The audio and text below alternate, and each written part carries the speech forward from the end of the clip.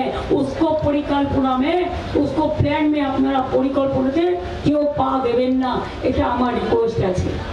আমি আপনাদের সকলকে বলি আমি খিলাফত কমিটিকে আমার অনেক অনেক ইমাম সাহেব সহ সবাইকে নমস্কার জানাই, আসসালামু আলাইকুম জানাই, শুভ রমজান জানাই, শুভেচ্ছা জানাই আর বলি লা ইলাহা ইল্লাল্লাহ মুহাম্মদ রাসূলুল্লাহ।